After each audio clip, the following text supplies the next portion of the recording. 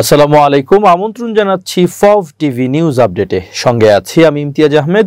শুরুতেই সংবাদ শিরোনাম। অপরাধী সেনা কর্মকর্তাদের আটকে রাখতে অভিনব উদ্যোগ আর্মির। হেফাজত আমিরকে সামনে রেখে তার দায় না নেয়ার ঘোষণা মামুনুল হকের। এবার নির্বাচনী নিরাপত্তার দায়িত্বে থাকবে জেনজি প্রজন্ম। ইসরায়েলের পার্লামেন্টে চরম অপমানিত ট্রাম্প। জেনজি বিক্ষোভে এবার পালালেন আরেক দেশের প্রেসিডেন্ট। এবার বিস্তারিত। ঢাকা সেনানিবাসের একটি ভবনকে সাময়িকভাবে কারাগার হিসেবে ঘোষণা করেছে সরকার। রোববার 12 অক্টোবর প্রজ্ঞাপন জারি হলেও স্বরাষ্ট্র মন্ত্রণালয়ের কারা এক শাখা থেকে এ সংক্রান্ত প্রজ্ঞাপনের কথা সোমবার 13 অক্টোবর জানানো হয়েছে। রাষ্ট্রপতির আদেশক্রমে প্রজ্ঞাপনে সই করেন স্বরাষ্ট্র মন্ত্রণালয়ের সুরক্ষা সেবা বিভাগের উপসচিব মোহাম্মদ হাফিজ আল আসাদ।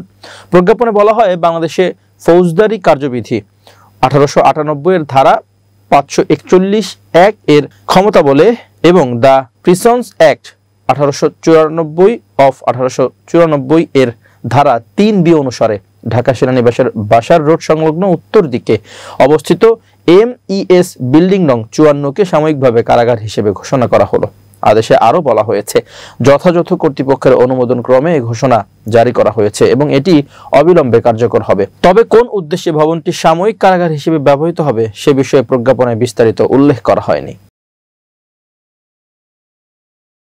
বাংলাদেশ জামাত ইসলামী সম্পর্কে হেফাজতের আমিরের বক্তব্য তার ব্যক্তিগত, এর দায় হেফাজতে ইসলাম নেবে না বলে মন্তব্য করেছেন হেফাজতে ইসলামের যুগ্ম মহাসচিব মাওলানা মামুনুল হক। সোমবার 13 অক্টোবর ঢাকা রিপোর্টার্স ইউনিটিতে এক সংবাদ সম্মেলনে সাংবাদিকদের এক প্রশ্নের জবাবে তিনি এই মন্তব্য করেন।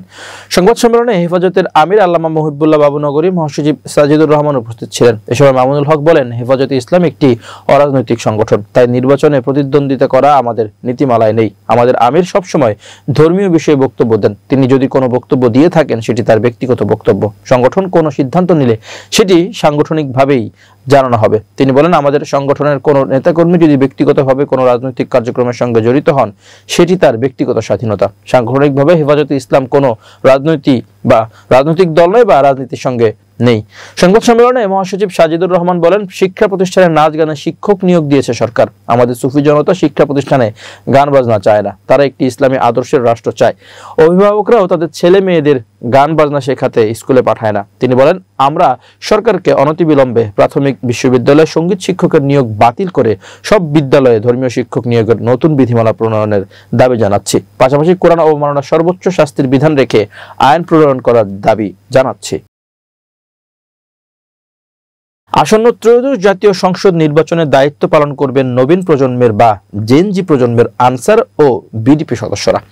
বাহিনীর পক্ষ থেকে জানানো হয়েছে, এবারের নির্বাচনে শুধুমাত্র ডিজিটাল ডাটাবেস যাচাই করা প্রশিক্ষিত ও যোগ্য সদস্যদেরই দায়িত্ব দেওয়া হবে, যাতে কোনো স্বার্থান্বেষী মহল বা সন্দেহভাজন ব্যক্তি নির্বাচনী কার্যক্রমে প্রভাব বিস্তার করতে না পারে। সোমবার বেলা 11:30টায় রাজধানীর খিলগাঁওয়ে বাংলাদেশ আনসার ও বিডিপি সদর দপ্তরে আসন্ন ত্রয়োদশ জাতীয় সংসদ নির্বাচনের প্রস্তুতি ও বাজেট বিষয়ে আয়োজিত সাংবাদিকদের সঙ্গে মতবিনিময় সভায় বাহিনীর উপমহাপরিচালক কর্নেল মোহাম্মদ ফয়সাল আহমেদ ভুইয়া এসব কথা বলেন। সভায় উপমহাপরিচালক প্রশাসন কর্নেল ফয়সাল আহমেদ ভুইয়া বলেন, অন্য যে কোনো সময়ের তুলনায় ত্রয়োদশ জাতীয় সংসদ নির্বাচনে আনসার ও বিডিপি সদস্যদের দায়িত্ব পালনের চিত্র হবে ভিন্ন ও অধিক পেশাদার। তিনি বলেন, বাহিনীর মহাপরিচালকের নির্দেশনা অনুযায়ী নির্বাচনী দায়িত্ব পালনে অংশগ্রহণকারী সদস্যদের পোশাকের মান, সক্ষমতা ও সুষ্ঠু ডাটাবেজ এর মাধ্যমে নিবন্ধন যাচাই পূর্বক দায়িত্বে নিয়োজিত করা হবে। ফলে কোনো ব্যক্তি বা গোষ্ঠীর বা স্বার্থান্বেষী মহলের প্রভাব মুক্ত থেকে পেশাদারিত্বের সাথে দায়িত্ব পালনে সফলকাম হবে। বিগত 3 নির্বাচনে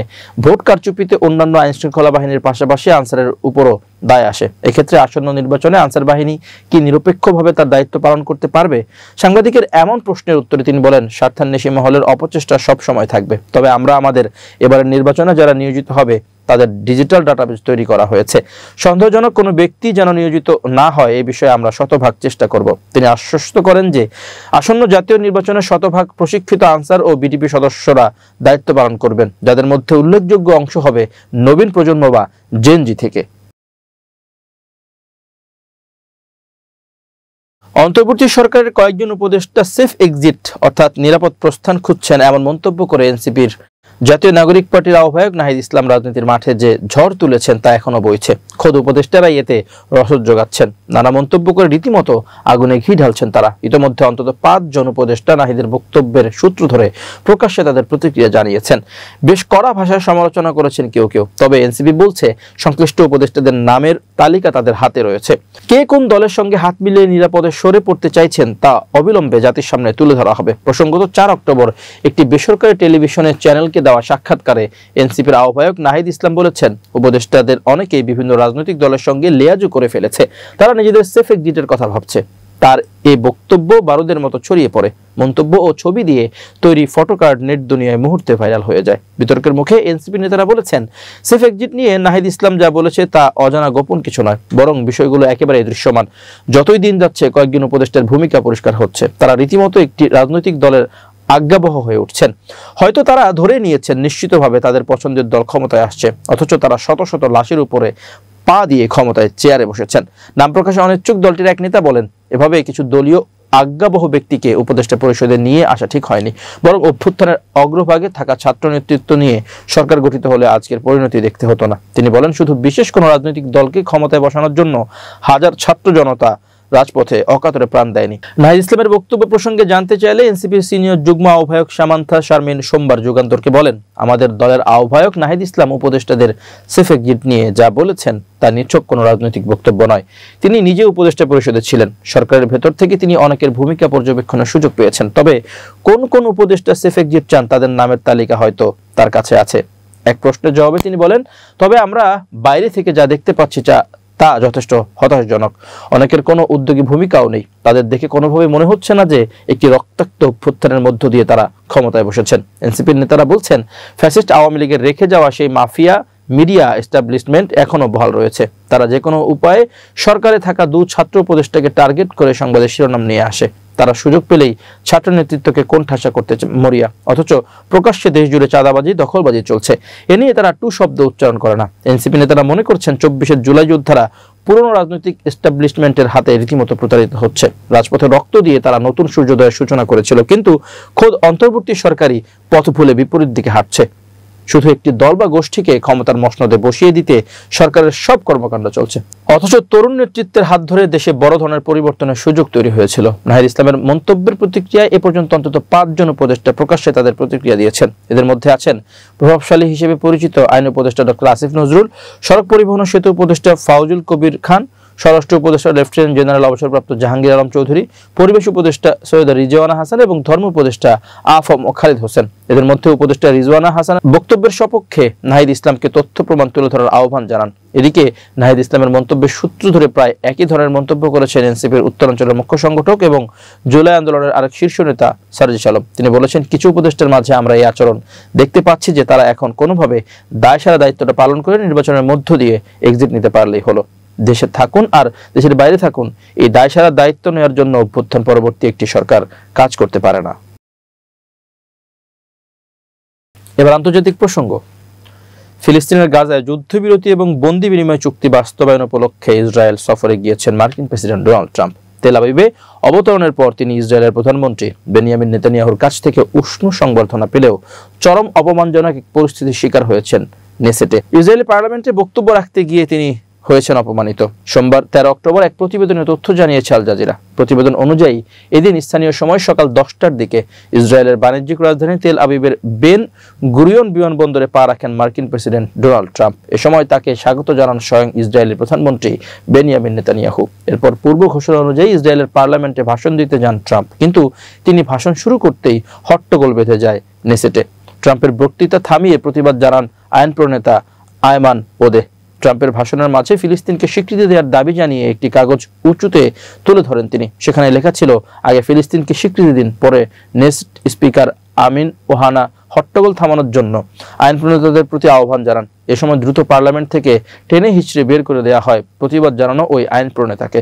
এরপর নিজের বক্তব্য চালিয়ে যান ট্রাম্প। গাজা যুদ্ধবিরতি ও স্থিতিশীলতা নিয়ে বক্তব্য দিতে গিয়ে তিনি এটিকে ঐতিহাসিক ভোর হিসেবে বর্ণনা করেন এবং বলেন, আজ আকাশ শান্ত, বন্দুক নীরব, পবিত্র ভূমিতে এখন শান্তি বিরাজ করছে।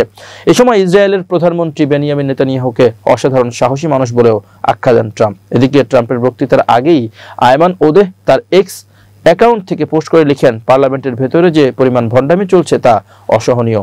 এক সমন্বিত নাটকীয় উপায়ে নেতানিয়াহুকে প্রশংসার বন্যায় ভাসানো যা আগে কখনো দেখা যায়নি। তাতে গাজায় সংগঠিত মানবতা বিরোধী অপরাধের দায় কিংবা লাখো ফিলিস্তিন ও হাজারো ইসরায়েলি নাগরিকের রক্তের দায় থেকে তিনি এবং তার সরকার মুক্ত হতে পারেন না। ইসরায়েলি এই আইন প্রণেতা আরো লিখেন, আমি আজ এখানে আছি শুধু যুদ্ধবিরতি এবং সামগ্রিক চুক্তির কারণে। ওদেহ তার বক্তব্যে জোর দিয়ে বলেন, শুধুমাত্র দখলদারিত্বের অবসান এবং ইসরায়েলের পাশাপাশি ফিলিস্তিন রাষ্ট্রকে স্বীকৃতি দেওয়ার মাধ্যমে ন্যায় বিচার, শান্তি ও নিরাপত্তা নিশ্চিত করা সম্ভব। জেনজি নেতৃত্বাধীন সরকার বিরোধী তুমুল আন্দোলনের মুখে দেশ ছেড়ে পালিয়েছেন মাদাগাস্কারের প্রেসিডেন্ট আন্দ্রি রাজোয়েলিনা।